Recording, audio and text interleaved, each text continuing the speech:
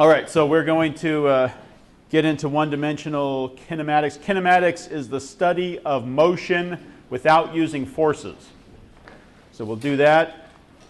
Once we sort of have a handle on one-dimensional kinematics, then we'll do some vector review of vector addition and breaking vectors up into components using our trig functions to do that so that we can do two-dimensional kinematics, because two-dimensional kinematics is really one-dimensional kinematics applied in the two different directions. So we'll get into that.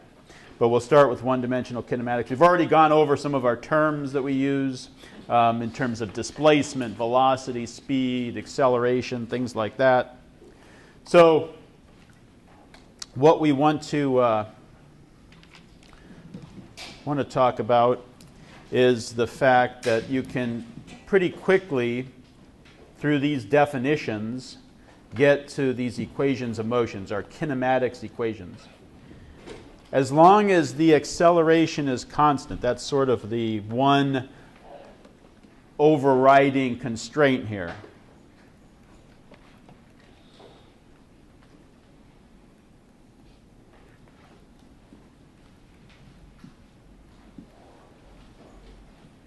If the acceleration is constant, then you can very quickly come up with the kinematics equations. The book does it for you. I'm not going to derive them. I like to write them in a slightly different form. The book, well, I'll write them my way first. The final velocity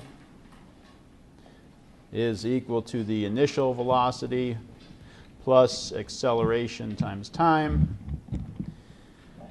The average velocity is half v initial plus v final. The final position is the initial position plus 1/2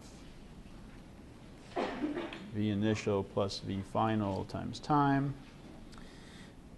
And the final position is the initial position plus v initial times time plus 1/2 a t squared. And then v final squared is v initial squared plus 2a delta x, which is final minus initial. Okay. So the book, I'll just give you a quick example of how they do it. They would do v equals v naught plus a t. So when they have this subscript, the zero subscript, the naught there, that means initial. And when they leave it off, that means final. So I like to just put the F for final and I for initial, and then it helps keep me straight. So that's the way I'm going to write them. But the book does it this way. Okay, so the key to doing a kinematics problem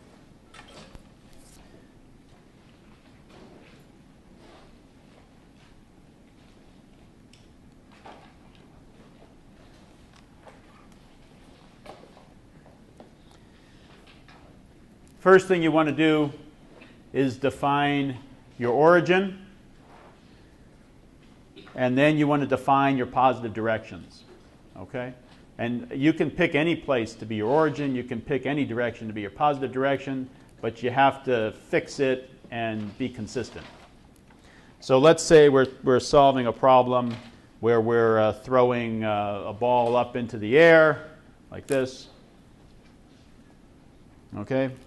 So we're going to throw a ball up into the air with a certain speed, initial velocity in the upward direction.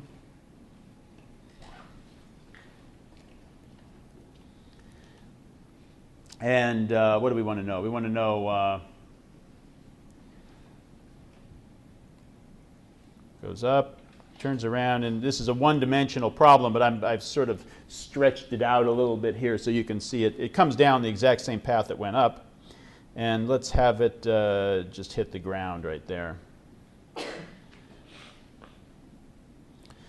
Okay, so it goes up, it comes back down. We want to know, what do we want to know? How, if we were given v initial, we want to know how long it was in the air? Sure.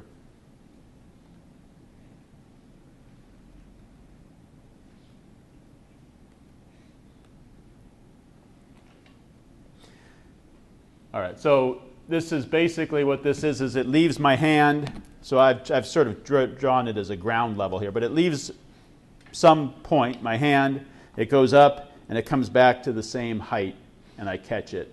We want to know how long it's in the air. Okay? I've drawn it as the ground, leaving the ground and hitting the ground again, but it's the time it takes. It comes back to the same height is what I'm trying to say. We want to know how long it takes. Okay? So draw a picture, that's always helpful. First thing, define the origin. Where would you like the origin to be? At the lowest point? At the ground level, kind of what we're calling it? We can do that. It could be anywhere. It could be the highest point. It could be somewhere in between. It could be under the ground. It doesn't matter where it is. Let's just make this, or I'll use, how about blue here? We'll make this our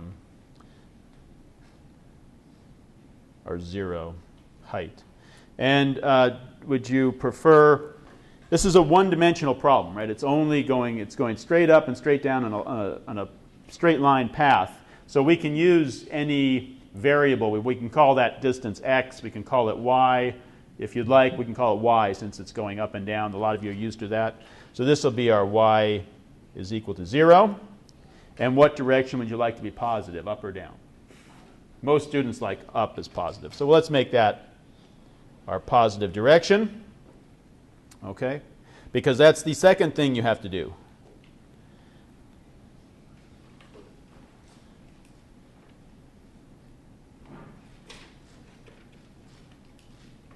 All right, so it's very important. Define the origin, define the positive directions. Then what I like to do is make a little table like this to organize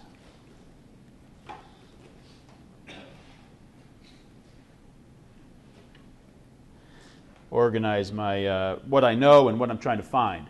And there are five parameters that define the motion of the object. The first one, I kind of write it as two things, but it's delta x, or in this case it would be delta y. And what is delta y? It's an initial and a final. Okay, that's really what I care about is the change in position. Doesn't really matter where I start and where I end. It's the change in position that's important. So delta x, delta y, that's the first thing. Then we need our initial and our final velocities.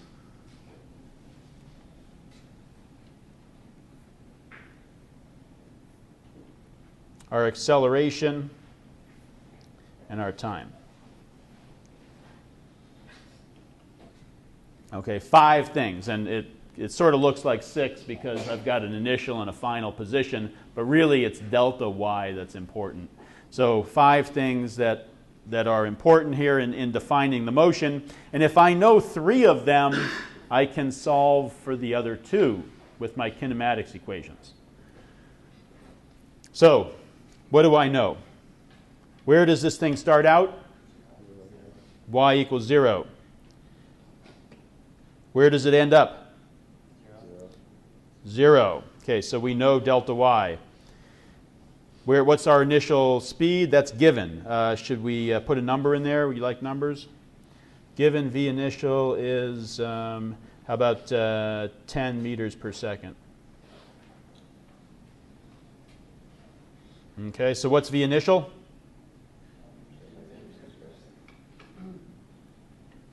Positive or negative? Positive, because it's going up, and up is our positive direction. I'm going to put a plus sign here just to make it clear, because if it started out with us throwing the ball down, and we want to know how long it takes to hit the ground, we're on the roof of a building or something, and up was positive, then our velocity would be negative, right? Negative 10.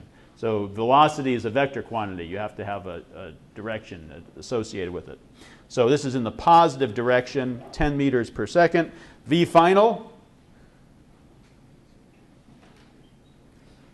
we don't know, right? This is, of course, this has to be the split second before it hits the ground, right? After it hits the ground, it's going to come to rest, but the acceleration won't be constant during that whole time interval because the ground interacts with it when it hits the ground. So this is from the split second it leaves my hand to the split second before I catch it again, right? It's the whole time it's in the air and not when I'm touching it. Otherwise, the acceleration is not constant. Okay, so V final we don't know, and really we don't care because we probably don't need it to solve this problem. And the acceleration, what's the acceleration? It's just that of gravity, right? 9.8 meters per second squared. Thank you. In the negative direction, right? The acceleration of gravity is downward. Down is negative, negative 9.8 meters per second squared. And time, we don't know. That's what we're trying to find, right? So we know three of these things. We know delta y, we know v initial, we know acceleration. So we know three things. We can solve for the other two. So we pick a kinematics equation. So the next thing you do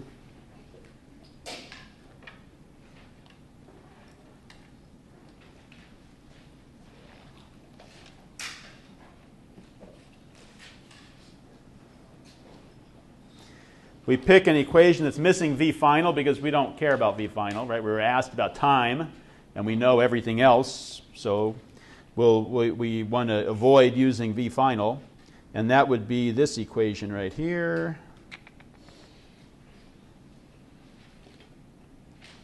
That equation right there, right? That does not have a v final in it, so we can use that, and we'll solve for t.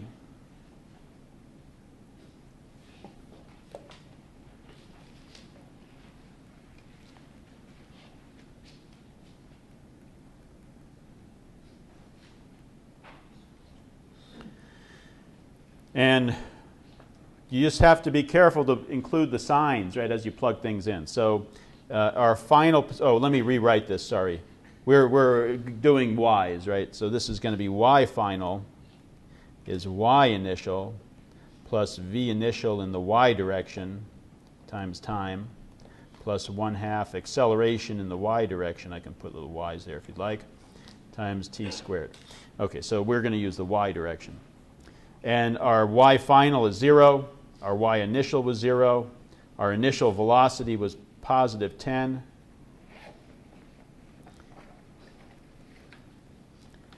Acceleration is negative 9.8. And we get a, oh, it's not too bad here because we can do this. We get 0 is equal to 10t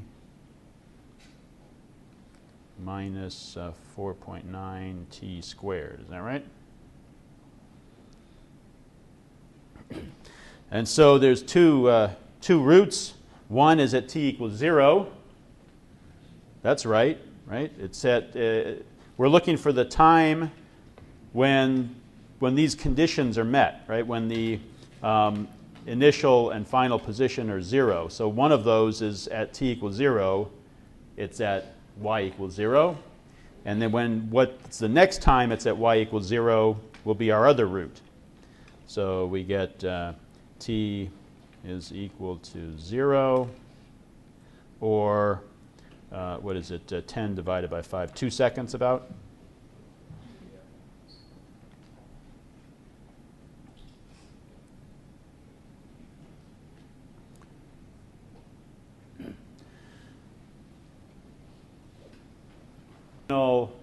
Velocity, we can do that, right? We can pick a different equation that has v final in it and use that to figure out what the final velocity is.